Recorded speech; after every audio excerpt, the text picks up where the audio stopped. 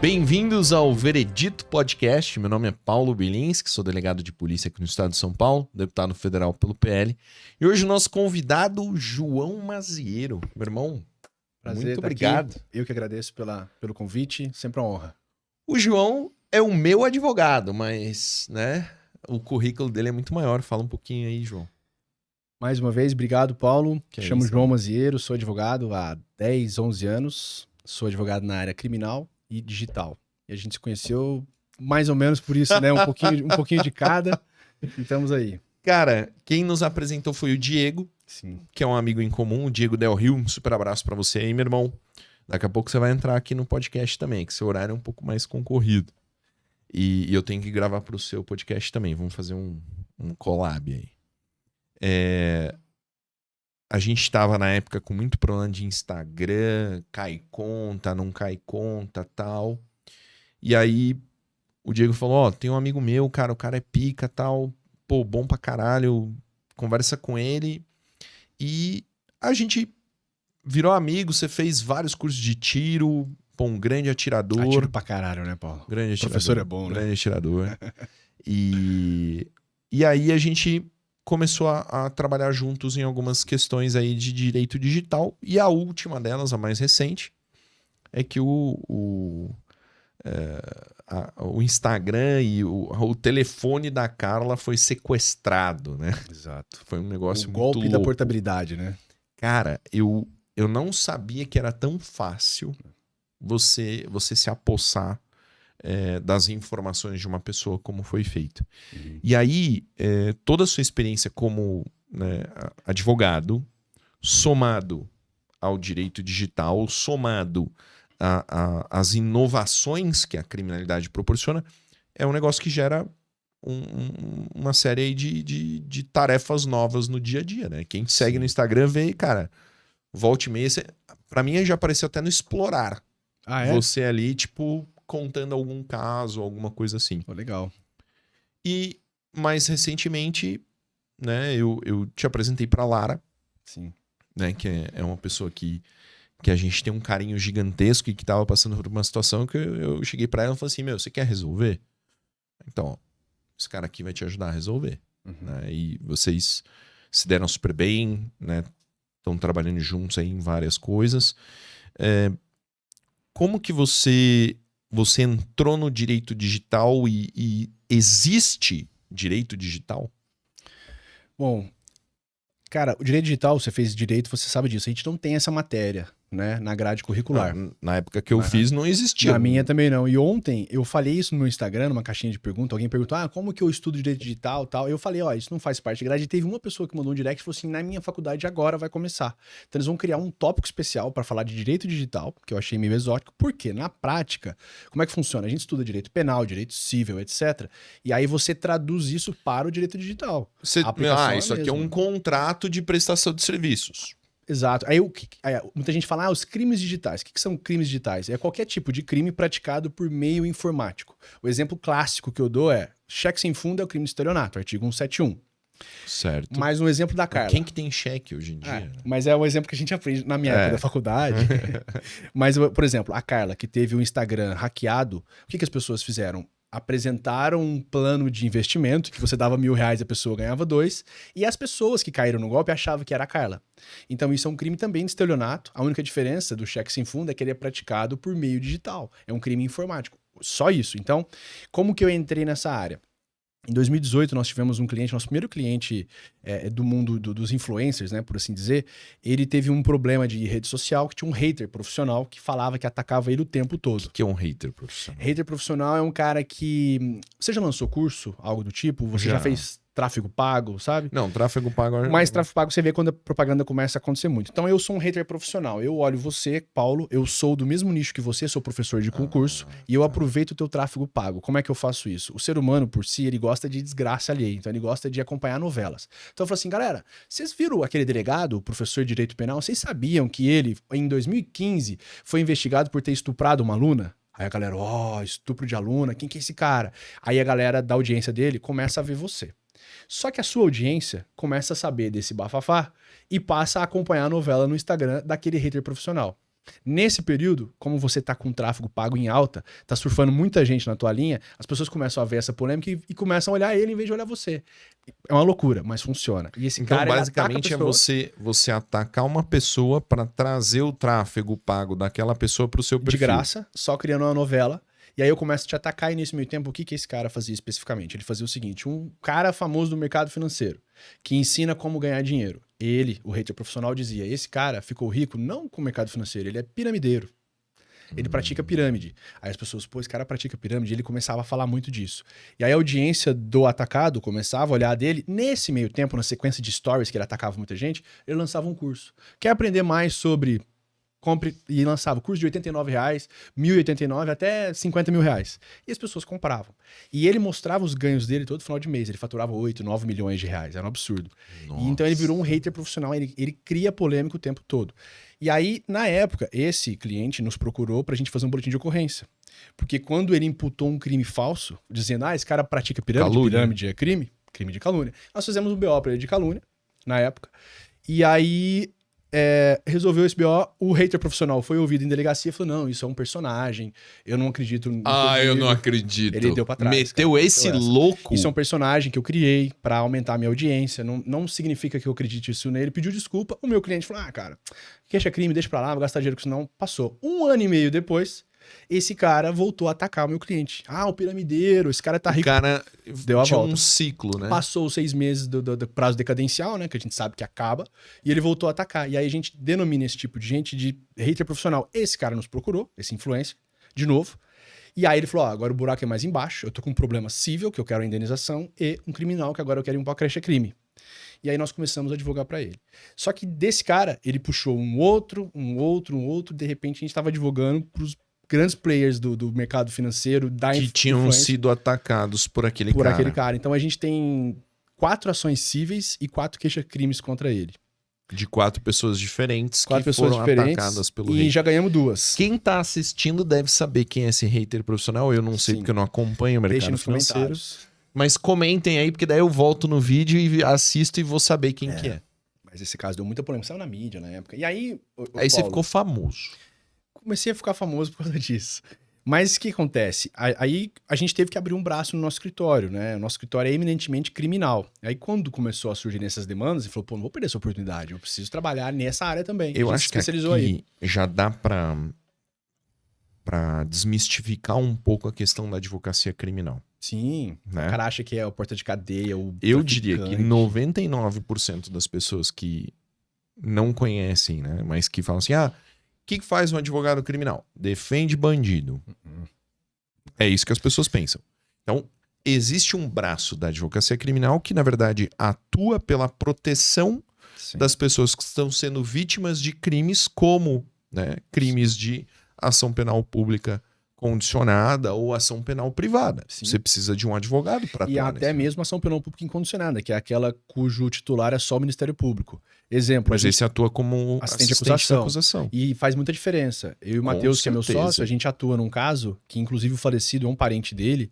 Ele foi assassinado, tomou vários tiros e puseram fogo no cara. E aí descobriu-se quem eram os matadores, era um amante dele e o marido da mulher. Então ele tinha um amante. Ele, um homem, tinha um amante homem. Um amante mulher. Ah, tá. O tio do meu sócio tinha um amante. Certo. E aí um belo dia, a amante dele, a casa dela caiu em casa. O marido dela descobriu. Falou, vou largar de você. Ela, pelo amor de Deus, não larga. O que você quer? Ele falou o seguinte, nós vamos armar uma emboscada pra esse cara e aí eu te perdoo. Ela falou, tudo bem. Ela combinou um encontro com ele e aí ele foi ao encontro, né? E aí passou uma moto ao lado. Ele viu essa moto, a moto deu a volta no quarteirão. Ele falou, cara, deve ser o marido que descobriu alguma coisa. Quer saber? Eu vou jogar logo meu celular fora, porque se pegar ele vai descobrir. Ele pegou o celular e jogou no mato. Os caras pararam com a moto, disparam até fogo, foram embora. Perícia e tal, enfim, não acharam nada. A polícia, procurando, achou um celular no meio do mato. Levou o celular pra perícia, desbloquearam o celular e viram as conversas dele com ela. Na hora, a polícia foi na casa dela, descobriu que era ela entregou tudo. Chegou, o que aconteceu? Foi isso, ele começou a chorar, enfim, os dois foram presos. MP denunciou, obviamente, foi a júri. Eles foram condenados a 5 anos e quebradinhos. Por quê? atenuante do não sei o quê, sabe? Cara, a sentença mais absurda. E aí nós recorremos como assistente de acusação, que aí entra isso que você tá falando, nós trabalhamos junto com o Ministério Público, participamos do júri e tudo mais, recorremos, subimos a pena deles para 11 anos e tanto. Então eles continuam fechados, a pena aumentou, justamente por isso o MP na época já tinha se dado por satisfeito. Então quando eu falei disso no meu Instagram, muita gente falou, pô, mas advogado não tinha que estar defendendo ele? Eu falei, não, a gente também atua como assistente. Então a gente ajuda o MP, né, contratado pela família da vítima, para dar esse help. Então o advogado criminal não é esse terror todo. Segunda pérola. Mulher casada, o beijo da mulher casada tem gosto de chumbo, já dizia meu avô Francisco. Seu avô é um sábio. O que tem disso, cara? Acontece muito. Antigamente era o crime passional, né? Que se chamava, que era até um atenuante. Hoje já caiu por terra isso daí. Isso não existe mais, acabou. Muita gente cresceu com isso, né? A honra se lava com sangue, né? Essa era a frase que se dizia. Você, como delegado, você já deve ter pegado... Legítima defesa da honra. Você já deve ter pegado muito disso como delegado, né? Cara, no departamento de homicídios não caía muito não, porque geralmente isso daí acaba sendo autoria conhecida, né? Verdade. Pra você gente investigava caía quem só matou, né? autoria desconhecida, aí é treta mais... mais obscura, né? Entendi. Não, eu acho que esses crimes que estão relacionados com questões passionais, eles são mais fáceis, acaba desdobrando rápido, Sim, sabe? Sim. E tem um ponto, Paulo, que é importante também, até puxando o exemplo da Carla, muita gente que caiu no golpe da Carla, e aí eu imagino que o prejuízo deve ter sido muito alto. Quanto você acha que os caras levantaram? A Carla me disse que teve gente que deu 10 pau, né? A Carla tem 90 mil seguidores. É um Instagram grande. Sim, mas, grande. Cara, hoje em dia tem um monte de Instagram grande. Um monte de Instagram com engajamento. Então, não é tipo assim... Eu lembro da época, tipo 2018, quando um Instagram de 400 mil seguidores... Era tipo... jogador de futebol. Caraca, sabe? Hoje, tipo, tem muita gente com um perfil muito grande. O Instagram é uma rede social muito grande. Então, o perfil dela, o que os caras fizeram? Eles fizeram... ela estava na operadora Vivo. Eles fizeram a portabilidade da Vivo para a Claro, sem autorização dela. Portabilidade é um processo super burocrático. Muito. Só que, como tem gente ruim em todos os lugares do mundo, inclusive dentro das operadoras, os caras dentro da operadora ganham dinheiro dos criminosos para fazer essa operação de portabilidade mesmo sem o conhecimento dela. Então a gente estava conversando que era uma quinta-feira de manhã, eu estava embarcando em Brasília para vir para cá, e aí ela falou assim, acho que o meu telefone foi clonado. Eu falei, como assim? Porque parou de funcionar a linha telefônica. Só falava pro Wi-Fi, né? Só falava no Wi-Fi, só WhatsApp. Falei, nossa, que estranho, será? Ela, eu acho que é, porque eu vi... Você tinha visto... A Carla tá ali, entendeu? Por isso que eu tô olhando pra lá. Você tinha visto em algum Instagram, alguma coisa assim, esse golpe? Da Mariana Brito, ela tinha visto esse golpe já acontecendo. Aí ela... Você vê a importância da rede social pra prevenção, né, cara? Aí ela, ciente de que isso estava acontecendo, ela me avisou. E aí eu pousei em São Paulo, dito e feito, né? O telefone dela, a linha parou de funcionar, o WhatsApp parou de funcionar, Instagram parou de funcionar. Então, como os caras tinham feito a portabilidade, eles tinham lá Instagram, WhatsApp, e-mail, e eles estavam recuperando as senhas e trocando as senhas porque eles tinham um número. Então, você entrava lá para logar no Instagram, esqueci minha senha, manda o SMS. Chegava o cara logava. Claro, fizeram lindo. Suave, lindo. Sim. Né? Sim. Só que isso só aconteceu porque a operadora permitiu, a operadora de forma criminosa permitiu. Então era quinta-feira à tarde, mais ou menos, ela perdeu tudo. Os caras ficaram com as contas dela. Quinta, sexta, sábado, domingo, segunda-feira retornou. Tá. Exato. Quanto que você acha que eles levantaram nesses 5 dias? Só com aquela meia dúzia de stories. Cara... Sendo que eu falei no meu Instagram que tinha sido... Eu falei no meu, fiz um vídeo no meu... Foi. 5 dias, quanto você acha que eles levantaram? 90 mil seguidores. 90 mil seguidores. Eu diria, na época, quando eu soube disso, eu diria 15 mil reais. Só que a Carla me disse que só uma pessoa mandou 10. Então, 30 conto, 40 conto. 200 pau. 200 pau. 200 mil reais em 5 dias. Quer dizer... Irmão, quanto tempo você tem que trabalhar pra ganhar 200 pau limpo. Sem Aí eu começo às imposto, 10 da imposto manhã pago, até tudo. meio-dia, trabalho. Caralho.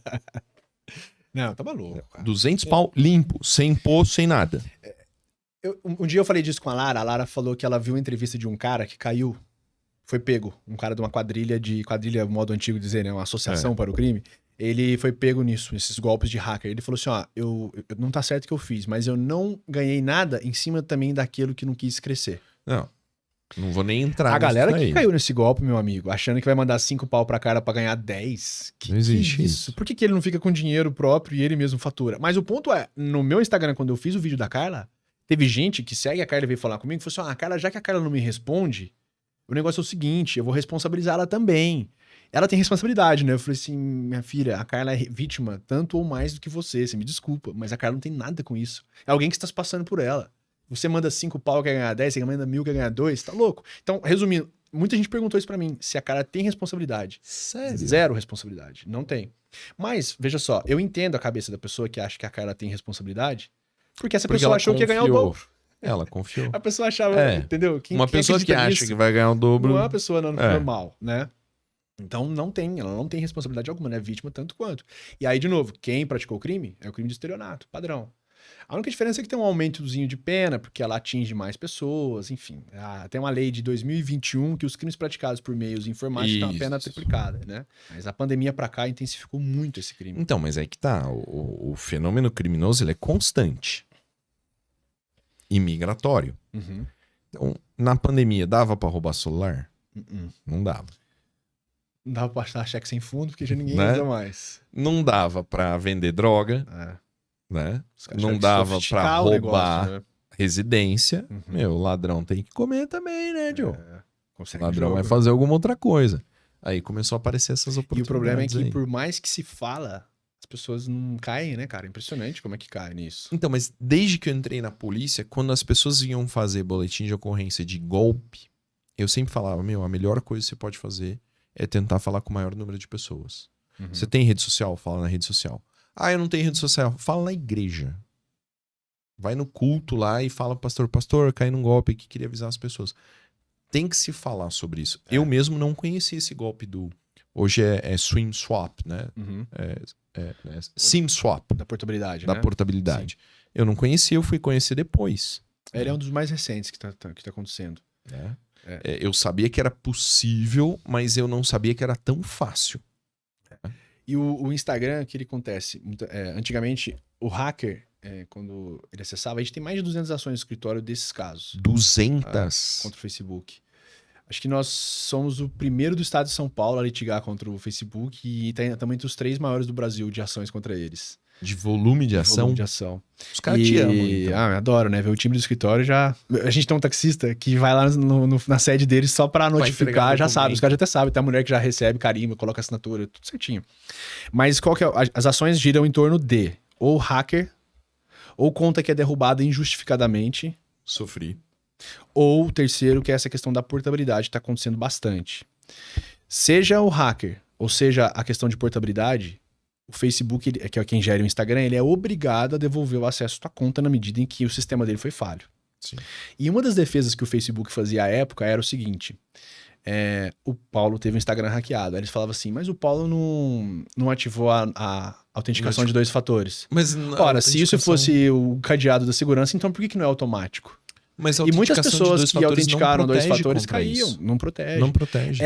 O menos pior da autenticação é pelo Google Authenticator, que é pelo aplicativo. Tem SMS e tem WhatsApp. Só que SMS e WhatsApp vai acontecer igual os caras que hackearam o número da Carla, né? Que fizeram a portabilidade. Que cai pra eles o WhatsApp ou o SMS. Então não serve pra nada. Agora, o Google Authenticator, ele é do próprio aparelho celular. Então, se eles tivessem tentado fazer a portabilidade da Carla, a senha ia cair no celular dela. Eles teriam um número... Mas não teriam o aparelho dela. Não teriam o aparelho. Que o aplicativo está lá. Então, o mais recomendado ainda hoje é esse. Mas o tem Facebook... que fazer isso urgente. Tem que fazer. Google A Carla já fez. Vou anotar aqui. E você anota ele vai gerar 6 códigos. Você anota no papelzinho, que tem gente que anota no bloco de notas. Aí o cara rouba o teu celular, tá lá, tá senha, não serve pra nada, entendeu? Então o Google Authenticator faz no papel. E dessas ações, a outra que aconteceu com você é a conta que cai injustificadamente. Só existe uma maneira do Instagram derrubar a conta, e ele tem que provar, que é quando você viola os termos de uso da plataforma. Se você não violou, só que aí você fala, mas se não violou, não vai derrubar. Pô, o que mais acontece? Não, Tem várias eu tô ações. num gancho do Você Instagram. tá no Shadowban ainda? Violentíssimo.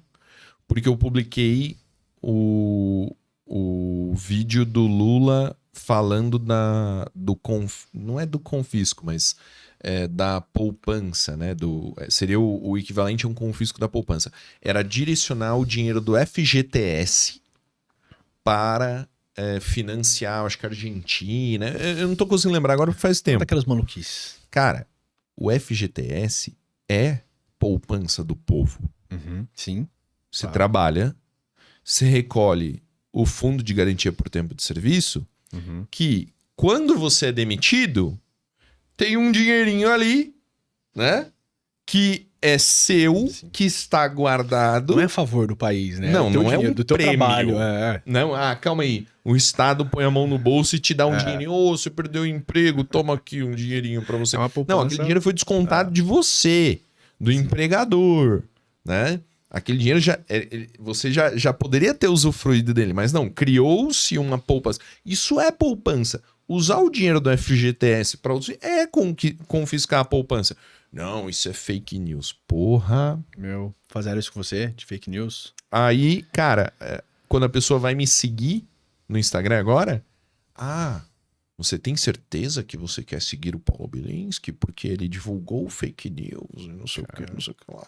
O seu Instagram, ele para de seguir pessoas também? Ou tira pessoas? Não, aqui, ó, quando você vê as estatísticas, o meu crescimento de seguidores era padrão 1.000 por dia. Você 1.000 tá nos seguidores 910, por dia. 915 patinando tem um tempo, né? Exatamente. Aí, depois dessa postagem, caiu pra 913 e ficou 913, 913, 913. Shadowban, clássico. Por quê? Porque ele dá e tira ao mesmo tempo. Ele tira alguém. Quando você vê a curva, ó, a curva é flat, Sim, né? tem razão. Porque, ó, eu ganhei 623 aqui no dia 7 de junho. Eu ganhei 623, perdi 571. Não faz sentido, né? Né? Tá dando uma diferença de 100 por dia. Se antes era 1.000, então na Aqui, verdade ó. tem um... Aí, às vezes, fica negativo. Nossa. Ó, menos 110 seguidores, né? E aqui, ó, antes do Shadowban, crescimento aqui, o pico, ó. Picozão, Ganhei 10 mil seguidores. Não faz sentido. Eu advoguei num caso uma vez, Paulo, que uma blogueira, a conta dela caiu, ela vivia do Instagram. Na verdade, ela ensinava como você engaja para faturar mais no Instagram. Ela ensinava isso. E o curso dela gerava em cima das diretrizes da plataforma. Ou seja, ela ensina você a usar o Instagram da forma correta. Ela ensina diretrizes. É isso. E aí, em cima disso, era o curso dela. Bom, um belo dia ela foi entrar no Instagram, off, total. Ela tinha 340 e poucos mil seguidores. Quase morreu, né? Imagina, ela vivia disso. E aí a gente entrou com ação, porque a conta foi derrubada injustificadamente. A resposta do Facebook, do Instagram, né? Ela praticou spam. Eu tenho uma ideia do que é spam. Mas o que é um spam no Instagram hoje? Você sabe me dizer, esclarecer o que é um spam? No Instagram seria tipo você mandar mensagens para pessoas não solicitadas? Eles não definiram o que era o spam. Ela falou, nunca fiz isso. O Facebook nunca tirou um print pra mandar, nada. Simplesmente praticou spam e não vou devolver a conta. Vapo. E tchau. E o juiz falou, enquanto não provar o spam, devolva a conta dela imediatamente. 72 horas pra devolver a conta. Devolveu. Passaram, 3 dias, nada. Aí o juiz colocou multa de R$500. Segundo dia, nada. Ou seja, 500 mais 500, 1.000. Terceiro dia, petição. Juiz, a conta não voltou. Ela desesperada, R$600. O juiz falou, opa, majorei a multa. Foi, Paulo, 500, 600, 700, R$1.000, 2.000, 3.000. Aí o juiz ficou puto um belo dia, 6 pau dia. Facebook em silêncio total. 10 pau dia. Nós chegamos na multa de R$574 mil. 574 mil reais. Janeiro do ano seguinte, essa era foi em agosto, que a conta dela caiu, que a gente já tinha conseguido a decisão judicial. O Instagram dela voltou, do nada. Voltou com os 300 e tantos mil seguidores, tudo certo. E a multa tá lá. O juiz um belo dia ficou louco, penhorou. Tinha, no dia, a multa somada dava 166 mil reais no dia. Ele mandou bloquear da conta do Face. Esse dinheiro já tá salvo. E aí, ao todo, deu 574 pau. Então é 166 e tira a diferença, é o que eles devem, mais danos morais. Deu 10 pau e alguma coisa de dano moral. Então é essa paulada que ela tem pra receber. E aí o Facebook recorreu, enfim, agora tá subindo, recorreram, e aí ficam brigando por isso. Mas já tomaram pau na segunda instância. Porque é o que eu estou te Você já dizendo. conseguiu arrancar um dinheiro do Instagram? Real? Já. Quanto? Esse é um caso. Normalmente as indenizações giram em torno de 5 a 10 pau. 5 mil. Cara, 5 mil. Uma pessoa que ganha dinheiro no Instagram de verdade, vendendo curso, alguma coisa assim, como eu. Eu não, porque eu sou pequenininho, mas um cara grande. O Ícaro. Sim. O Ícaro é um grande exemplo. Tá louco. Já perdeu a conta várias vezes. Cara, um dia que o cara ficar sem acesso à conta dele, ele perde milhões de reais. Milhões. É igual você ter uma loja, você vende na loja, o cara chega e detona a tua loja, quebra tudo. Fecha o celular, fecha a porta. Pronto. E o começo, o grande desafio que a gente tinha aqui no começo, Paulo, é que os juízes não entendiam a importância das redes sociais. Então eles não tinham essa urgência. É pra postar foto de gato. Exato. Não precisa, entendeu? E não é assim, né? Então, mas felizmente, de um tempo para cá, o Tribunal de Justiça de São Paulo está mais sensibilizado para essas causas. E as ações têm que ser propostas em São Paulo, que é onde o Facebook está sediado. O Facebook ou o Google, que também é do YouTube, né? Que é essa plataforma maravilhosa que estamos. Então, as ações têm que ser daqui de São Paulo. Os desembargadores hoje, eles estão mais sensibilizados para o nosso lado, né? Do usuário da plataforma. Mas antes, meu amigo, era cego. A única ação que eu tenho maior dificuldade de provar é a do Shadowban. Essa daí... Então, do Shadowban, eu não sei o que Porque fazer. eu preciso de uma perícia para isso. Quem que vai me dar essa perícia? Um perito que eu contratar? O cara fala, ele tinha X seguidores, mas quem me garante que eu estou ganhando outros seguidores que não aquele que a plataforma está me apresentando? Aí o que o juiz vai falar assim, Facebook, apresente você a conta. Eu falo, não, é isso que tá aquilo ali. Então, mas você lembra quando o Twitter, o Elon Musk comprou o Twitter? Ele mostrou, né, quais eram os rótulos que os esquerdistas do Twitter colocavam nos perfis do pessoal da direita. Então tinha literalmente assim, ó, um botãozinho que o cara apertava, que a partir daquele momento o algoritmo não permitia que essa conta no Twitter viralizasse. Entendi. Tinha um rótulo, um botão porque isso aí tudo ia somando. Então era não viralizar, não dar alcance, não permitir ganhar seguidor, não sei o quê. O Biden que foi derrubado, né? Não, o Biden não. Foi o Trump. O Trump foi Trump derrubado. perdeu né? a conta perdeu no a Twitter. conta. Voltou, né? Depois. Voltou. Depois que mas você vê como é que o Elon Musk negócio é maluquice, né, cara? Puta, nós estamos passando um cenário muito bizarro, cara. Bizarro. E o PL da censura? Vai sair, não vai? Que pé que tá isso daí? Cara, eu acho, sinceramente, que o grande diferencial do PL da censura em relação aos demais projetos de lei que são ruins, que tramitaram, é que realmente existiu um investimento em massa da população. A população não faz ideia da força que ela tem. Sim. Sabe? O político tem medo de voto, irmão. Ele tem medo de gente. Ele tem medo que o cara vá lá no Instagram dele e comente assim: você é a favor da censura? Por que você votou a favor do PL da censura? Ele tem medo. Então, a mobilização que aconteceu com o auxílio da Meta, com auxílio do Twitter, com auxílio, né, do Google, todo mundo se reuniu em volta de um projeto, né, para tentar derrubar um projeto que obviamente era um projeto de censura. Sim. Essa mobilização fez com que a gente conseguisse impedir que ele fosse votado. Cara, mas era desnecessário ter sido nem deveria ter sido esse projeto. A Constituição é claríssima, a censura não existe. É chover no molhado, cara. Isso é um absurdo, é o que me deixa louco. É imaginar que uma loucura dessa eu tava passando. Apresentei um PL dizendo assim, olha, nenhuma conta pode ser derrubada sem autorização judicial. Basicamente dizer assim, ó, todas as pessoas têm direito de falar, a não ser que exista uma decisão judicial dizendo que elas não podem falar. Sim. Eu tenho que fazer um PL para fazer com que a Constituição seja obedecida. As pessoas não entendem a diferença de liberdade de expressão e censura, né? Todos nós temos direito à liberdade de expressão, assim como temos direito de não ser censurados. Liberdade de expressão é uma coisa. Censura. Desrespeitou a liberdade de expressão, você é punido. Sim. Não com censura. Censura não é punição para excesso na liberdade de expressão. Sim. As pessoas têm que colocar isso na cabeça. Exato. Calúnia, difamação, processo cível. Isso é punição para excesso Na liberdade de expressão. Sabe o que a gente, né, no caso do hater profissional que eu comentei, a gente esbarrava sempre num problema. Eu apresentava pro juiz que ele extrapolava o direito à liberdade de expressão, que eu posso falar o que eu quiser, desde que vedado o anonimato, eu tô liberado para falar. A partir do momento que eu passo a praticar crimes, calúnia, injúria, difamação, imputar crime, fato ofensivo ou xingar o cara, eu deixo de ter meu direito à liberdade de expressão. Daí para frente, eu tenho que filtrar isso daí. Não, senão e a gente... Não, a gente... Não, então, mas aí o ponto é... Aliás, eu posso falar, eu só vou responder por aquilo. Exato, você vai responder. Aí, então, apesar disso, eu mostrando tudo isso pro juiz, eu falava assim, juiz, eu não estou pedindo para que ele seja censurado. Eu gostaria que ele tirasse isso do Instagram dele, que ele ficasse proibido a partir de agora de mencionar o nome direto ou indiretamente contra o meu cliente. E muitas vezes, esse foi o maior desafio no começo. O juiz falava assim, não posso, porque é proibido, é vedada a censura no Brasil. O cara praticando crime. Quer dizer, olha o tanto que é grave a censura. Os juízes, vendo o crime acontecer, não censurava. E agora vem um projeto-lei para ver a censura. Não, e agora você pode perder a sua conta por uma decisão. Você fica banido, judicial. né? Você fica banido, não, depois você não consegue. Não, mas uma decisão judicial pode tirar a sua conta?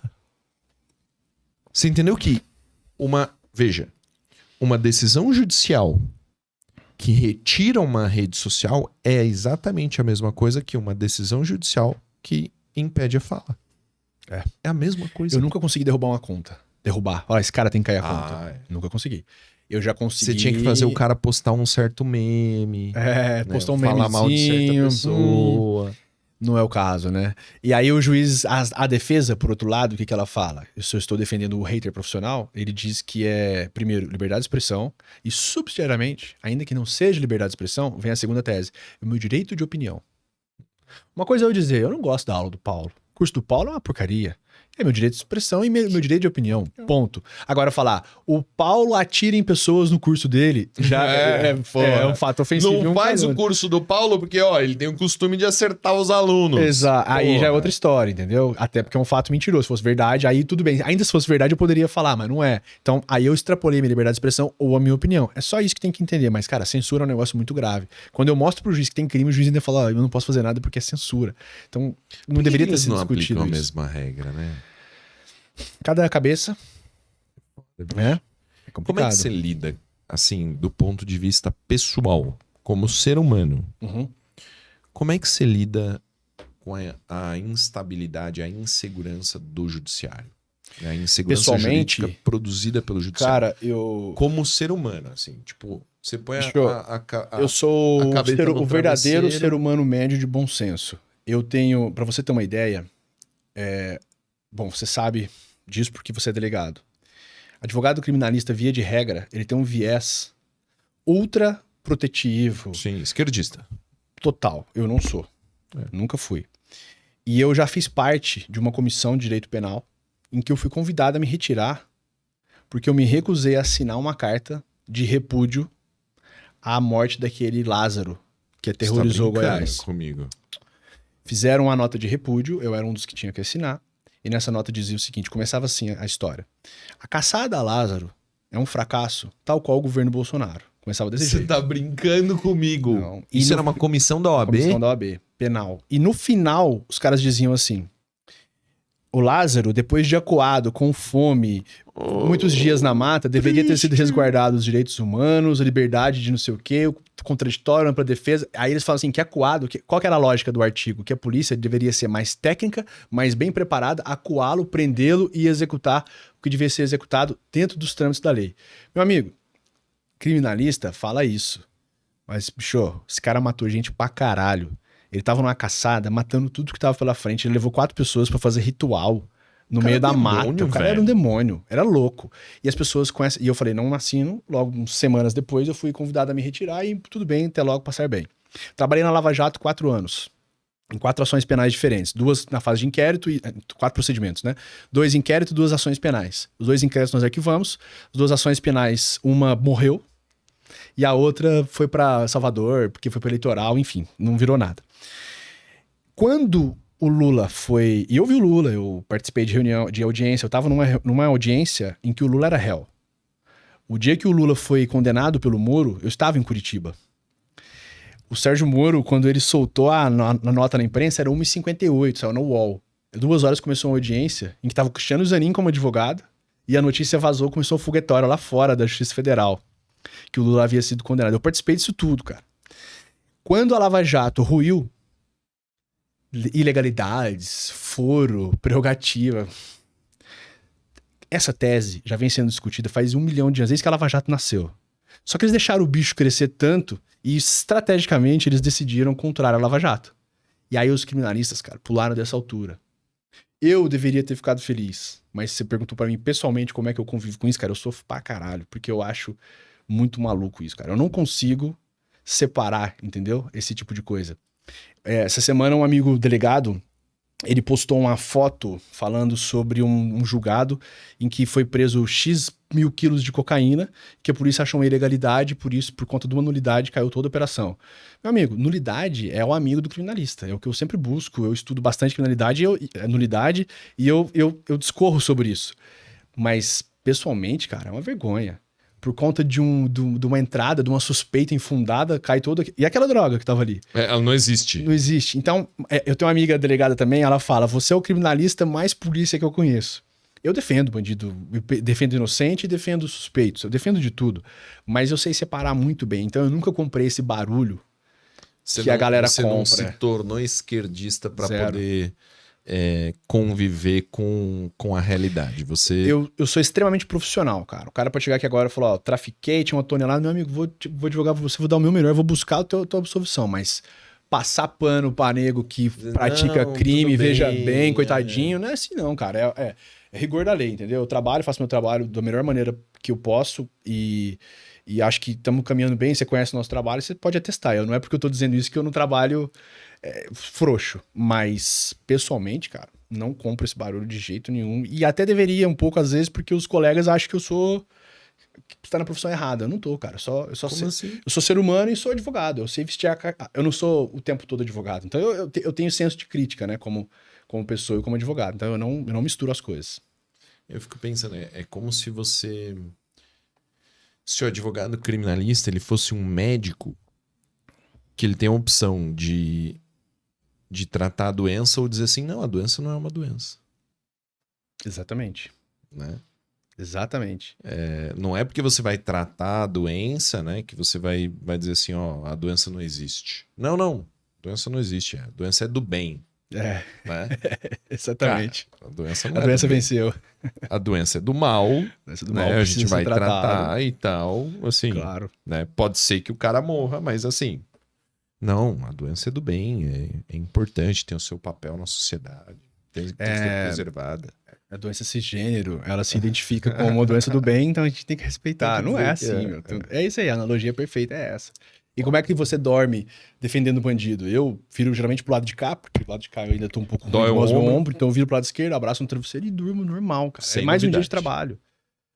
Eu falei esses dias no meu Instagram, um médico uma vez me perguntou isso. Ah, você defende bandido, e aí, como é que é? Você sabendo que o cara praticou um crime? Eu falei, o cara chegar baleado no hospital, você vai atender? Ele falou assim, vou. Meu papel. Sabendo que é bandido? Aí eu falei, tá, baleado. E se ele tava trocando tiro porque tava assaltando um banco e a polícia deu tiro nele, você vai atender? Ele falou, vou, é meu dever. Eu falei, pior. Muito bem. Sabe como que você faz pra fuder o médico, cara? Você faz assim, ó, se chegar no hospital, 2 baleados ao mesmo tempo, um está mais grave, o outro está menos grave, você só pode atender um. Se você atender o mais grave, o menos grave morrerá. Se você atender o mais grave, ele poderá viver ou poderá morrer. Qual você vai atender? E aí, doutora? O mais grave. E se o mais grave for o ladrão, o menos grave for o policial? Ela vai atender o ladrão pode viver ou pode morrer, sabendo que o policial vai morrer. Sim. Essa é a lógica médica e acabou. Ponto final. Ponto final. Se bem que eu tenho um amigo, que hoje não mais é médico, que me confidenciou que numa certa oportunidade ele recebeu 2 policiais baleados e um ladrão baleado. Tava todo mundo numa certa área comum e certos policiais da Suécia entraram no hospital e disseram assim, doutor, o senhor precisa sair um pouco aqui da sala. E aí quando ele voltou, o ladrão já tinha falecido. Acontece, né? Não sei, na Suécia. Circunstâncias alheias à vontade era da médico gente. na Suécia, disse que isso aconteceu. É possível? É possível. Circunstâncias alheias à vontade. O direito no mundo digital, né, as regras do direito no mundo digital, você acha que tem uma tendência a ampliar e quem sabe, ser algo mais frequente do que o normal? Digo assim, do que o resto. Por exemplo, contratos digitais, contratos dentro do mundo digital, já são mais frequentes do que contratos no papel? Muito. Para mim, todo mundo pergunta que área que você se especializaria se você começasse hoje digital. Ah, mas não tem na faculdade. Tudo dentro dos ramos naturais do direito, você puxa uma sardinha pro digital. Contrato, pelo no meu escritório, todo contrato que eu faço é tudo eletrônico e tem validade normal. Então, chama de smart contract, né? Que também tem esse termo que se usa, que são os contratos inteligentes. É uma tendência, aliás, é uma realidade, né? Esse é clichêzão, é agora que já está acontecendo. Não, já é realidade total e tende a... 5 anos atrás, a gente não falava de contrato eletrônico. 5 anos atrás, a gente não falava de estelionato sendo praticado por hacker no Instagram. Não existia. Não, só que a gente começa a chegar num momento que a tecnologia ela vai ficando tão evoluída que o que a gente evoluiu 5 anos para cá, nós vamos evoluir muito mais daqui 5 anos. Ela não é linear, ela vai crescendo cada vez mais. Então, a tendência é realmente o direito ficar muito digital, cara, muito. Tanto é que a gente tem uma delegacia em São Paulo especializada em cybercrimes, por exemplo, né? Sim, o titular da Crimes Eletrônicos é meu amigo. Um grande abraço aí pro André Junge, um cara... André Junge. Cara, eu falei com ele no episódio da Carla, foi super atencioso também, me ajudou bastante. É demais. Um abraço, André. Eu liguei pra ele, liguei pra você, liguei pra... Aí eu liguei pra assessoria parlamentar, porque eu pensei, imagina o telefone de um deputado federal clonado, o Instagram de um deputado... Eu sou pequeno, mas tem gente lá que tem 3, 4, 7 milhões de seguidores. E aí? Imagina uma conta de 7 milhões de seguidores, os caras aplicando golpe. Não que seja o teu caso, mas pra você ver como é que um hacker vai longe. O Deltan. O quê? As conversas do Deltan, Lava Jato, lembra? Quando vazou? Ah, Vaza Jato foi isso? As conversas do Lava Jato foi hacker. Foi hacker? Foi hacker. Como hacker que eles vazaram. fizeram? Eles conseguiram entrar no aplicativo em que eles comunicavam e vazaram as mensagens deles. Foi assim. Toda aquela conversa veio de hacker. E aí o hacker cobrou o sequestro, né? Pra parar de vazar. Quanto? Era em Bitcoin. Passaram uma conta que aí você não consegue rastrear. Não foi pago, obviamente, o negócio veio à mídia. E quem trouxe a mídia foi aquele jornal, que eu esqueci o nome agora, que era o que sempre vazou informações. Intercept. The Intercept. Que é uma bosta. Uma merda. Cara, eu te falei, quando eu tava em Curitiba, você conhece bem Curitiba, você sai de Curitiba, você vai pegar o aeroporto em outra cidade ao lado ali, Isso. né? Dava uns 45 minutos da Justiça Federal. Eu participava da audiência. Quando eu saía da audiência, eu entrava no táxi, eu chegava no aeroporto, a hora que eu abria meu celular, The Intercept tinha vazado coisas da audiência, mas pensado estrategicamente. Então a gente tá falando aqui hoje, nós estamos falando de direito digital, tal, não sei o que. Eles falaram assim, em conversa no podcast, o Intercept falando, eles falaram de direito digital, falaram sobre a morte e estupro de criancinhas, e aí ele começa a puxar um negócio e no final ele termina falando, e disseram também sobre o Instagram da Carla. Então eles trazem verdade, uma mentira gigante mentirona, e fecha com a verdade. E aí você casa os parágrafos, você fala, cara, faz sentido. Então o The Intercept, ele tinha essa mania. E eu tinha acabado de sair da audiência, fazia 1 hora depois, eu via uma notícia diferente na mídia. Então tudo que vinha do Intercept eu cortava pela metade, porque parte era verdade, parte não era. Então, cara, o Intercept que vazou.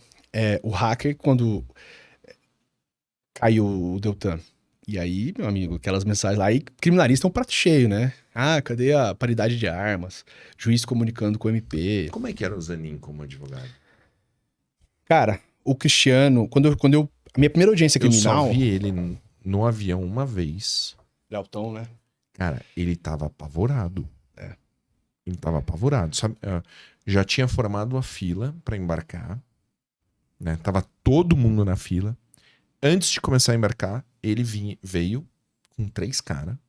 Entrou, sentou. Os 3 caras sentaram em volta dele e ele ficou... Quietinho, né? Acuado. A minha primeira audiência porque criminal... ele destaca muito, né? Você ele olha assim, alto, maluco, é advogado cara do... conhecido da Aquele televisão, cabelinho, óculos sempre tal. alinhado. A minha primeira audiência criminal, de verdade, foi em Curitiba com o Sérgio Moro. Eu comecei assim, já caí no furacão. Até então eu advoguei em outras áreas, tá? Quando eu comecei a trabalhar no criminal, foi pra Curitiba. E aí quando eu cheguei lá, Essa ação tava bem no começo. Eu fiz mais de 200 audiências em Curitiba ao longo desses anos. Foi a cidade que eu mais fui depois que eu passei a morar em São Paulo. E o Cristiano, primeiro dia que eu cheguei em Curitiba, eu sabia que ele era advogado do Lula porque eu já tinha visto ele na televisão. Ele falou assim pra mim: você tá pela defesa de quem? Eu falei: réu tal. Ah, legal, tal, não sei o quê. Falou: prazer, sou Cristiano. Você é novo aqui, né? Eu falei: não, minha primeira audiência criminal. Ele falou: faz o seguinte, se você precisar de alguma ajuda, fica aqui comigo que eu te ajudo, eu te auxilio, fica com a gente. Ele estendeu um tapete pra mim, cara. Então, muita gente fala: você é amigo do advogado. Nunca fui amigo do Cristiano. Pô, agora não... você tem um amigo ministro do amigo ministro. Nem vai se lembrar de mim. Nem vai se lembrar de mim. Que vai, mas, pô. Cara, você chega lá, lembra aquele cara lá que não sabia nada? Não sabia, pô, não era eu. Então, o Cristiano, eu não tenho o que reclamar dele, porque ele sempre foi muito atencioso comigo. Então, sempre foi muito legal. E como pessoa, extremamente educado. E ele, cara, em audiência, ele toma uma paulada pra caralho. Pra caralho. Pros demais, tudo. Pro Cristiano, nada. O Cristiano abria a boca, indefiro, caça sua palavra. E eu sentava ao lado dele, no começo, ficava do lado dele assim, ó. Ele ficava com a mão, ele levava sempre um notebook, vários post-it, caderno, ele estudava, cara. Ele punha a mão embaixo da calça assim. Quando ele tirava a mão, você olhava a calça, ele tava molhada de suor, que você viu que o cara tava tenso, sabe? Era foda. O cara fez um trabalho, tem que respeitar porque o cara fez o trampo, sabe? Era perdido, meu. Ele trampou só na Lava Jato pra ele? Olha, pelo que eu sei do Cristiano, ele começou a ganhar notoriedade na Lava Jato, porque o escritório dele e do sogro dele já cuidava das questões do Lula no passado. E aí, quando o Lula foi condenado, o Lula pediu para que eles fizessem a defesa. E eles trabalhavam em conjunto com outro escritório, um cara bem tradicional aqui em São Paulo. Eles trabalhavam a quatro mãos, né, por assim dizer. Mas o Cristiano, ele cavucou, cara. Ele bateu pesado nessa história e parecia... Os pedidos do Cristiano, você falava, cara, não vai colar. Meu, e ele era combativo demais. E aí chegou onde chegou, né? Mas como pessoa, sempre muito educado comigo. Não tenho o que reclamar dele, não. As pessoas queriam matar o Cristiano, mas o cara é legal, cara. Como pessoa, assim, baita profissional, eu respeito ele. E agora ele ministro? Como que você vai de advogado pra ministro, irmão? Indicação, né? Não. Assim, ó. Não falando nisso. Falando da curva de aprendizagem. Entendeu? Uhum. Porque assim, pra um juiz ficar bom, quanto tempo demora? Ah, demora. Demora o quê? 5 anos? Pra mais. Tanto que depois que você... Pra mais. Tanto que depois que você passa na magistratura, você tem a escola pra ser juiz. Mas assim, pro cara ficar bom, de sentença, de audiência... Não demora. 7 anos, pelo menos, pra cima. Então, É isso aí. E aí, você é advogado a vida inteira. Advogado a vida inteira. Como é que você vai de advogado pra juiz? Vai assumir um monte Não é que é um juiz qualquer, né? Não, é o juiz do Supremo. É o semideus. Que já tem um monte de coisa rolando e você vai sentar, ó. O trem-bala tá passando, irmão. Você vai sentar ali e pum! Foda, né, cara? É foda, bicho. E nessa mesma linha, né, também tem desembargador que entra pelo quinto constitucional, né? Que é advogado, que é promotor de carreira. Então, né? mas é um cara mais antigo. Não entra um cara... Quantos anos tem o Zanin? O Cristiano deve ter uns 43, 44, Vamos ver. por aí, né? O Cristiano não é velho, não. Acho que... Difícil lembrar ministro mais novo que ele, viu? 47 anos. 47? Tá bem conservado o Cristiano, cara. 47. Ele... Quem mais tá advogado lá? Não, mas beleza. 47 anos. Toffoli era advogado, não era? Toffoli era advogado. É. Deixa eu ver quando que o Toffoli... Toffoli era advogado. O Alexandre de Moraes já foi advogado, né, também. Foi promotor depois. Né? Então, ó, o Toffoli... Quando virou ministro? Em 2009. 2009, Toffoli? Nossa, parece que foi recente que ele virou ministro. Parece que faz menos tempo, né?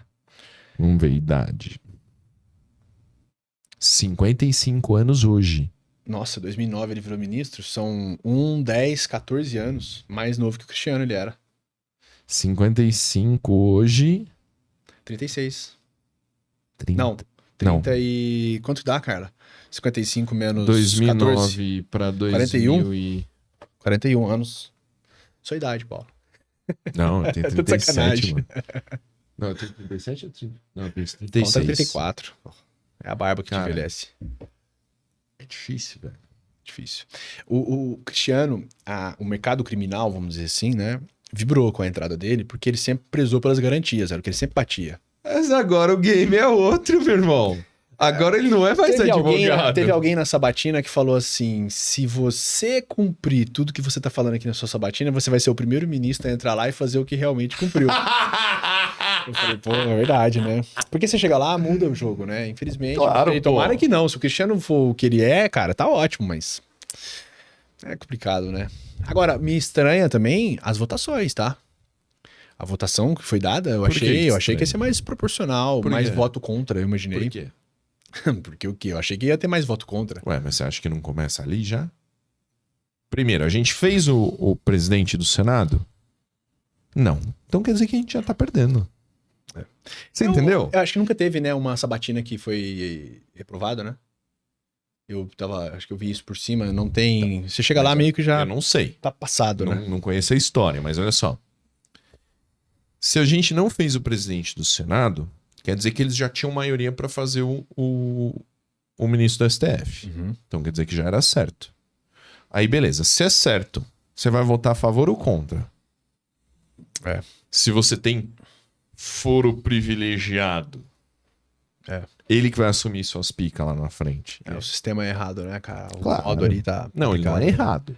E Ele é feito certinho pra acontecer e o Cristiano essas coisas que acontecem aqui. Porra, ele escapou Você assistiu bem, a- assisti. Ele foi sabatinado ali, o Moro fez bastante pergunta O pra Moro ele. foi o super Moro técnico, foi né? bem Eu acho que é o técnico. único cara capacitado a fazer pergunta técnica. Moro foi bem nas perguntas, mas assim, o Cristiano também, por sua vez, ele não comprou um lado. Ele falou, a Constituição tem que ser respeitada, vou respeitar a Constituição, esse assunto eu me reservo porque o STF tá julgando, então também prefiro não opinar.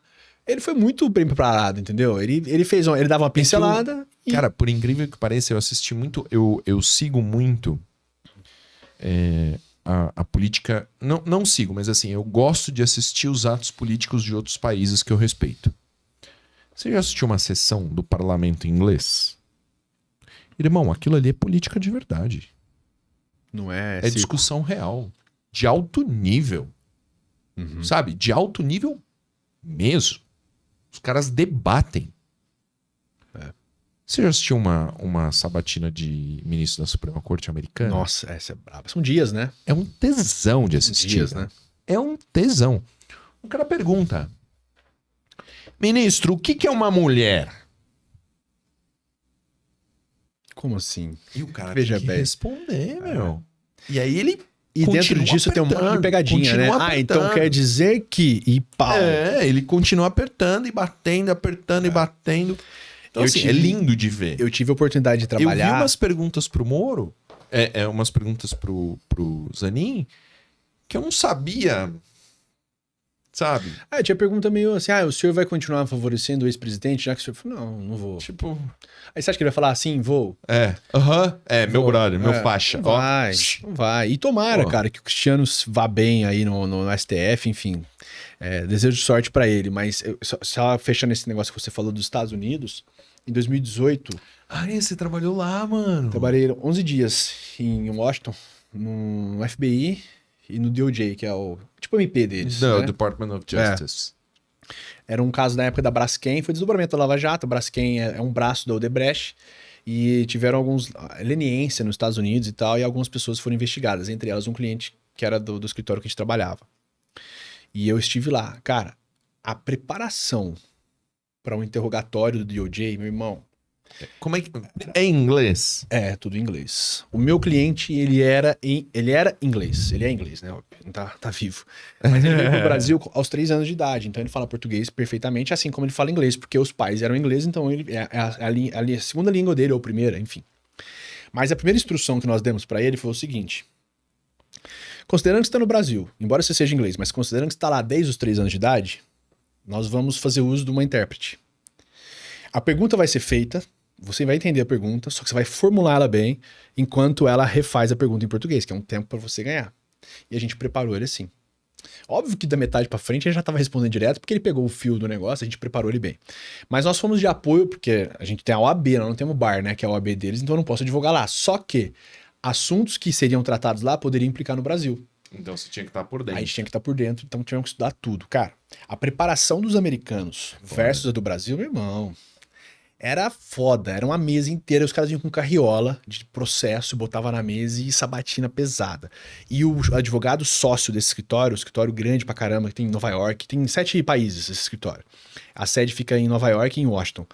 O cara, o advogado-chefe do criminal deles, ele foi DOJ 8 vezes. Porque lá é cargo, tipo, cargo eleitoral, vamos dizer assim. Você fica 3 anos. Você é juiz 3 anos, você é promotor 3 anos. Depois você... Se você não for eleito, você vira advogado de novo. Então esse cara foi 8 vezes. E ele é consultor geral de criminal da Casa Branca desde 97. O que é isso? Esse cara é um advogado. Ele era o advogado que fez a defesa desse meu cliente. E ele já foi, durante 24 anos da carreira dele, ele já foi DOJ. Então ele é DOJ sênior, mas nessa fase agora ele é advogado, resolveu ficar bilionário. E aí, a parte disso, ele é consultor da Casa Branca de assuntos desde 97. Então você imagina o tanto que o cara é respeitado. Muito bem. Fomos pra sabatina, né? Você entra, é uma sala da 2 desse estúdio, uma mesa gigante, 4 procuradores, não é só um, igual aqui no Brasil que tem um promotor. Não tem juiz, são 4 procuradores, 2 caras do FBI. Sala fechada, sem janela, sem horário, não entra relógio, não entra celular. Só tem água. E comida tem o horário certo. E aí a gente ficou lá das 8 às 6 e tanto da tarde, com comida que eu quero que eles davam pra nós, um intervalozinho rápido pra ir ao banheiro e voltava, e sem comunicação. E os caras fazendo assim, Paulo, me fale mais sobre você. Aí você, eu sou o Paulo, nasci lá, papapá, estudei, delegado de polícia e tal, não sei o quê. Passava um tempo, outro procurador virava e falava assim, Paulo, eu só não entendi um ponto, você nasceu e aí? Aí você conta a mesma história, só que com uma pergunta diferente. E no final, todo mundo faz a ideia é a mesma, mas com perguntas diferentes para achar falhas. Em pé, atrás desses 4 procuradores, fica um cara do FBI com um caderninho, fazendo anotações. O cara com puta de um canhão na cintura, meu irmão, terno.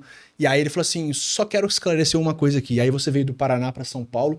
Uma hora você disse que foi em 2008, mas aqui tá dizendo que... Aí o cara tira uma da cartola. Meu amigo, aí os 4 procuradores... não, mas peraí, então vamos ter que voltar. O senhor não está sendo claro aqui. E aí, bombardeia. E aí esse cara experiente, o advogado, interrompia, falava, não, ele não vai responder essa pergunta. O cara, ele intervia legal ali. Mas, meu amigo, a sabatina, você não tem noção. E eles colocaram uma procuradora bonita pra caramba. E ela... toda simpática, e me fala mais da sua filha, deixa eu ver, que linda a foto dela, tal, não sei o quê. Aí o advogado sênior, ele pegava o celular e falava assim, por favor, não converse com o meu cliente. Aí ele virava e falava assim, ela não é sua amiga. Ela está tentando te seduzir, isso faz parte, eu conheço o seu jogo baixo. Aí eles batiam boca. Cara, é uma loucura. Mas você imagina, aqui no Brasil, cara, você já fez audiência, sabe como é que é. Pô, não eu fui num júri esses dias que eu era testemunha de acusação. Eu tinha esquecido que eu já tinha feito o mesmo júri, sei lá, uns 2019, tipo uns 4, 5 anos atrás. E eu tinha esquecido que eu tinha arrumado confusão com o advogado. Esse mesmo caso? O mesmo advogado, no mesmo caso. Você trabalhou como delegado nele? Sim, testemunha de acusação. Eu só lembrei depois que o cara começou a arrumar confusão de novo. Aí eu fiquei olhando assim e falei, velho, eu acho que eu já arrumei essa treta em outro momento da minha vida, mas faz tanto tempo. Já passou, né? E o cara, pai, não sei o quê. Só que agora ele tava com uma treta muito maior. Porque agora o cara é deputado. Então eu fiquei imaginando que talvez, como deputado, a minha palavra valesse mais pro jurado.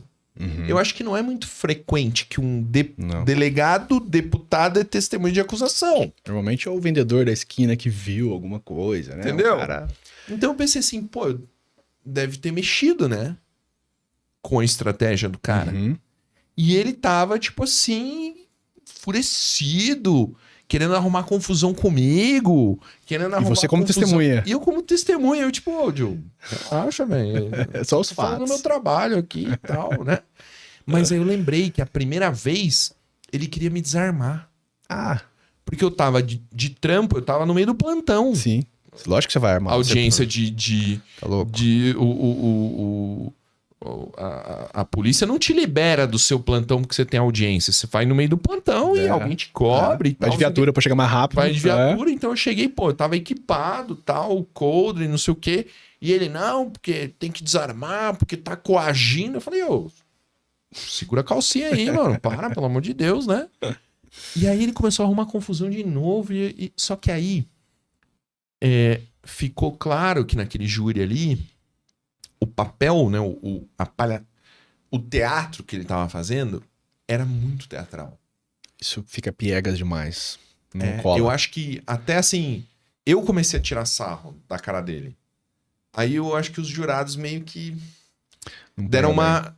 Não tava tendo efeito, assim. Você já teve um... Eu imagino que parte da advocacia, você tem que fazer um personagem, ou falar de um jeito, ou falar de outro, mas você já percebeu que alguém foi longe demais? Eu já vi, tem 2 exemplos pra te dar. Um que inclusive falei hoje com um amigo no telefone de um advogado que eu conheço, que ele tinha por hábito ficar invocando a paridade de armas, que eu sou igual ao juiz, eu sou igual ao promotor e eu mereço o mesmo tratamento, e aí ele chegava na audiência e causava pesado por causa disso. Então ele frequentemente desrespeitava o juiz em audiência, e pra nada, porque no final ele prejudica. Esse é um caso bobo, um exemplo bobo que eu tô te dando, mas tem um que pra mim é o melhor de todos. Eu tenho um grande amigo meu, um pouco mais velho, ele é advogado extremamente respeitado aqui em São Paulo, e ele foi estagiário de um advogado falecido e doutrinador famosíssimo. Depois de falar o nome dele, você vai saber quem é. E esse doutrinador, ele era especialista em júri. Aquela advocacia tradicional de São Paulo. Raiz. Brabo. Nome pesado. Banca de concurso. Foda. Ele foi fazer o júri de um caso que estava praticamente ganho. Legítima defesa. Ou tentativa, então não devia estar no júri. Algo do tipo. Não sei detalhes ao certo. Basicamente o seguinte. O MP, quando começou o júri, ele fez a saudação e ele falou o seguinte, o promotor. Falou, olha... Pra mim é um motivo de muita honra estar nesse momento contra o doutor tal, porque eu tenho o maior respeito e carinho pelo senhor, porque eu fui teu aluno, eu estudei pela sua doutrina, e quando eu me tornei promotor, eu estudei pelo seu livro. E foi ele que me fez estar aqui hoje. Então é um motivo de muita honra. Cara, fez todo aquele negócio. E os jurados, que são 7 pessoas do povo, estão lá olhando, a dona Maria, o seu José. Os caras olharam e falaram, pô, que promotor legal, que cara, né, bacana. O advogado, quando ele levantou, ele olha pros jurados, ele fala o seguinte, ele fala assim, ó, esse garoto aqui, eu vou pedir desculpa por ele, porque ele é um mentiroso. Porque se ele realmente tivesse estudado pelo meu livro, ele não ia fazer essa merda de apresentação que ele fez e não ia falar sobre a parte técnica tão mal quanto ele falou. Eu vou explicar, vou dar uma aula. Inclusive, se você quiser assistir minha aula aqui agora, é o seguinte, eu vou te explicar o que é tentativa de homicídio. E aí ele começou. Cara, os jurados na hora já olhou, já ficou... Aí ele levanta, promotor, levanta e falou assim, olha, inclusive eu aceito o seu puxão de orelha, professor, porque nós estamos aqui todo mundo para aprender, então eu tenho humildade suficiente, eu vou levar em consideração o que o senhor me disse. Os jurados olhou e falou, puta, esse cara, ou seja, teatrão errado, o cara foi condenado, cara. Caralho. Então, a gente tem, nós como operadores de direito, temos que ter a sensibilidade de, óbvio, você tem que ser combativo, mas tem que saber até onde vai. Porque senão você prejudica o teu cliente e se prejudica também, sua imagem fica ruim. Clientes vão e vêm. Ali é aqui, ó. Eu vou na tua delegacia. Eu tenho que ter um bom trato com você. Você maltratar o delegado uma vez, irmão, acabou. Nunca mais, entendeu? Acabou. De outro lado, se eu chego, doutor, ó, o que é o caso? É isso, entendi, tá, ok, vai ser preso, vai ficar preso hoje, beleza, vai ter custódia amanhã, né? Tá bom, o que mais que tá aí? Tá isso, tal. Posso te ajudar em alguma coisa? Tá, ó, ele vai ficar em silêncio, beleza, doutor? Um abraço, até mais. Cara, você vai falar, pô, esse advogado... Você fez o seu, você aprendeu, eu fiz a defesa e segue o jogo. Próxima vez que eu vier lá, você já sabe que eu sou um cara sério, eu sei que você é, e tá tudo bem. Agora eu vou chegar lá, ficar a prerrogativa da OAB. Tem uns momentos pra isso, mas, pô, toda vez, esse delegado, ele abusa de autoridade, te dou voz de prisão, prenda ele. Sabe, direto a gente vê esses vídeos de nego dando voz de prisão no outro. Porra, isso não funciona, cara. E quem se prejudica? Você vai ter paciência depois com... Cara, eu acho que uma das coisas mais loucas são as audiências gravadas. Direto na internet tem, né? O que eu vejo meme de audiência gravada, eu chego até a mostrar, assim. Alguns eu mostro pra cá. Assim, tipo, isso não tá acontecendo, isso não é real. Tem vários, cara. Sabe? Tem vários. Eu vi esses dias um juiz, eu acho que era tribunal, ia ter uma sustentação oral, aí ele chama o advogado. Fulano, não sei o quê. Aí ele, tipo, puta, aquela topeira. Topeira. Tem um que é do desembargador, você viu, a mulher começa a fazer sustentação, aí você fica fazendo essa carinha de filha da puta, aí ele começa a fazer um beatbox, aí ele vira assim, doutor, você me chamou de filha da puta? Não, aí ele desliga o microfone. Ele fala, essa carinha de... Quer fazer essa carinha de filha da puta? Muito engraçado, cara. Dá uma vergonha, não dá? Eu fico com vergonha alheia, cara, de assistir aquilo. Me dá vergonha, bicho. Tá, né? Faz parte. Faz parte, faz Já- parte. Já aconteceu contigo alguma coisa dessas? Muito bizarras, assim. Cara, coisa bizarra em audiência, a mais de todas, essa aí acho que vai ser difícil superar, foi o cara que morreu na audiência que eu tava. Morreu durante a audiência? Ele saiu morto, né? Não morreu lá, mas ele já, dali ele morreu na sequência. Ele foi na última audiência de Lava Jato que eu fiz lá em Curitiba. 42 réus. O cliente era colaborador, falou pouca coisa, já tava, não tenho o que falar, não tenho o que perguntar, eu ia lá meio de ouvinte. Toda terça e quinta eu tava em Curitiba. Ele não tava preso. Não. E aí, toda audiência criminal começa você perguntando qualificação da parte, nome, escolaridade e tal, não sei o quê. E era no auditório, porque é muito advogado, né? Eu saí pra pegar uma água e era o começo de depoimento, não interessava pro meu cliente, então a gente dava uma migué, saía, comia alguma coisinha e voltava pra audiência. O juiz já sabia, o promotor já sabia, tava tudo certo. Quando eu voltei, não era o Muro mais, já era o próximo que substituía ele, o Boná. Eu abri a porta da sala de audiência, tava com um copo de água, eu vi o réu, era um herdeiro da OAS. O nome dele é César Mata Pires. O cara tava assim, ó, mão na parede, na mesa, olho fechado. Aí ele assim, tenho X anos, formei na faculdade e tal. Aí ele parou assim, ó. Ainda olhei e falei, nossa, a pergunta mais fácil, o cara travou, né? Meu, de repente ele bateu a testa assim, ó, na mesa. Pau. Caiu no chão, do lado do advogado dele. O advogado dele afastou, o cara caiu no chão e começou a travar, a boca, Convulsionar? espumar. Meu, abriram a camisa dele, respiração boca a boca e tal. Chamaram a ambulância. Não. O juizão pegou o telefone, aqui é o juiz federal tal, eu solicito uma ambulância agora. E o cara não sei o quê. Aí eu lá na audiência, meu celular, aí todo mundo, pô, o cara morrendo na nossa frente, cara. Aí a procuradora desesperada, não sei o quê, de repente o Matheus, meu sócio, me liga. Meu, o que aconteceu com o César? Falei, ele lá, aqui em São Paulo. Falei, como é que você sabe? Ele já mandou o link. Correio Brasiliense, Bahia News, já tinha vazado na mídia e a ambulância não tinha chegado. E o cara morreu, cara. Pô, aí suspendeu. A Lava Jato suspendeu a partir daí, depois não teve mais audiência, pediram 4 meses de suspensão pra dar uma em luto, respeito, não sei o quê. Aí foi minguando o negócio. Mas eu acho que essa vai ser a mais imbatível, cara. Não tem como ganhar dessa, não. Essa é foda. Essa é a coisa mais louca que eu já vi acontecer numa É audiência. ruim, cara. Você vê, tipo, eu nunca vi o cara, mas ele tinha um filho de 1 mês, sabe? Umas coisas assim, tinha acabado de E nascer. morreu por quê? Infartou, no meio da audiência. Morreu na ambulância, na verdade. Ele já saiu de lá, Zerado. entubaram ele ali, merda. colocaram um monte de coisa nele, isso que botaram ele na ambulância e morreu. Foda, cara, triste, triste. Acho que essa aí é a mais. Campeã. Nossa, muito louco. Tá bom, né, de história, senão imagina se eu ver mais coisa não. que essa. Não, eu tenho uma outra aqui. Tem mais um? Caralho. Chega, né? Será que tem podcast que nem tem desses de polícia, dos polícia contando história louca assim? Será que tem de advogado, mano? Podia fazer um desse, Eu né? vi um advogado uma vez falando que a pistola é... Você puxa o gatilho uma vez e sai 2 tiros. Falou isso Você mesmo? já viu esse Não. vídeo? Nossa. Top. Advogada. Advogada? Vou te mandar depois. De arma eu aprendi direitinho, o professor era bom. Isso aí. Isso aí. Cara, a gente tá chegando ao final aqui da nossa gravação. Eu queria te fazer uma última pergunta assim mais filosófica, que quando eu tava na faculdade, todo mundo dizia assim, você vai estudar muito manual, você vai estudar muito processo, mas no final da sua vida o que importa mesmo são os princípios, Uhum. né? E imagina, cara, eu me formei em 2010, né? Eu tô fazendo aí 2023, 13 anos de formado. E o livro, assim, que eu mais lembro, assim, que é mais importante pra mim, era um livro de direito natural que eu li, cara. Primeiro, Aquele livro que ninguém lê, né? Todo mundo só estuda pra todo mundo fazer a caga. prova Sabe e sai aquele fora. Xerox? Sei, clássico. Porque o livro não existe mais, Sim. sabe? Old school. Old school mesmo. E, cara, aquele livro de direito natural, assim, hoje em dia o que não sai da minha mente, sabe? Tipo, quais são os direitos fundamentais de verdade? É fundamental porque tá na Constituição ou é fundamental porque é inerente ao ser humano? Sabe? Essas coisas que hoje me tocam, assim. Eu queria perguntar pra você, assim, sinceramente, tipo, você acredita em justiça? Pergunta foda, hein? Não, pra fuder. Cara, eu vou te falar um negócio que é bem clichêzão, mas é o que eu realmente acredito. Eu acredito mais em justiça divina do que a justiça dos homens. Uma vez eu fiz faculdade, né? Você tem que fazer júri quando jovem, você tem que frequentar, né? Pra fazer horas, frequência e tal. Eu fiz um júri na minha cidade, tinha um juiz de júri foda lá, esse cara era tradicionalíssimo na região. E um cara foi absolvido.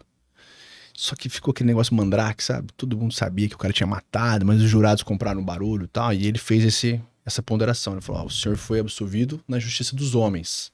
O que aconteceu a gente nunca vai saber. Mas a justiça divina, ela é fatal. Então, assuma suas consequências aí, peça pecado enquanto tá vivo. E eu falei, cara, esse juiz é foda, faz sentido. E desde então eu fiquei pensando, bom, por mais que a lei dos homens seja falha, eu sempre acredito num plano superior ali, entendeu? Eu acredito. Respeito quem não acredita, mas eu acredito. Então, com relação à justiça, cara, eu já presenciei profissionalmente casos em que o cara era culpado e nós absolvemos. E já teve casos que o cara não fez nada e foi condenado. Isso pra mim é o pior de todos. Eu odeio advogar pra gente inocente. Porque, cara, se você absolver, é o que era esperado. Se você perde, e aí? Então eu sofro muito com isso, cara. Então, assim, sendo bem honesto, eu não acredito 100% em justiça. Assim como, pela mesma razão, eu não sou a favor da pena de morte, porque a justiça dos homens falha. Então, outras pessoas, assim como o inocente é condenado, esse cara ia morrer também, sendo que não fez nada. Então, esse papo de, pena de morte, tinha que matar mesmo, cara, eu acho que é meio... É complicado isso daí, entendeu? Então, respondendo a tua pergunta, eu acredito em justiça parcialmente, tenho motivos para não acreditar, porque eu já vivenciei, mas a justiça divina, na minha opinião, ela é implacável. Então, essa é a minha resposta. E antes de finalizar, gostaria de parabenizar aí pelo teu trabalho. O meu voto pra você foi o melhor voto que eu já fiz. E você sabe muito bem que eu fiz campanha pra você. Primeiro porque eu te conheço como pessoa, antes de qualquer coisa de ser político. Então eu sabia que você não ia chegar lá de brincadeira. E eu fiz propaganda forte pra você. Você sabe disso, quantos votos você teve lá na minha cidade. Então, essas pessoas que votaram em você, isso eu tô pra te falar isso faz tempo, vou aproveitar pra falar aqui, porque as pessoas precisam saber. Muita gente que votou em você veio me falar, falou, cara, a primeira vez que eu votei em alguém que o cara tá extremamente adequado, tá trabalhando pro que eu acredito, e esse cara ele não se vendeu, não comprou barulho lá. Então, eu fico feliz porque foi a indicação que eu fiz, a gente fica meio que responsável quando a gente recomenda alguém. Com certeza, né? Então, eu tô extremamente feliz com o teu trabalho, fico orgulhoso de você, e obrigado pelo convite e parabéns aí por tudo. Obrigado. Beleza? Obrigado. Valeu. Pessoal, infelizmente, chegamos ao fim aqui no nosso episódio. Eu vou deixar as redes sociais do João aqui na descrição do vídeo. Sigam ele, tem muito conteúdo legal. Muita coisa técnica, mas ao mesmo tempo assim, útil do nível do dia a dia, sabe? Não é só coisa que advogado ou estudante de direito vai apreciar. Sem juridiquês. Exato. É a linguagem do dia a dia. Vocês vão gostar pra caramba. É um cara que consegue trabalhar os problemas que realmente estão acontecendo com a população. Então, as redes sociais dele estão aqui. Se você ainda não é inscrito no canal, se inscreve para não perder nenhum dos nossos vídeos. E eu deixo aqui o meu super abraço. Até a próxima. Valeu. Valeu.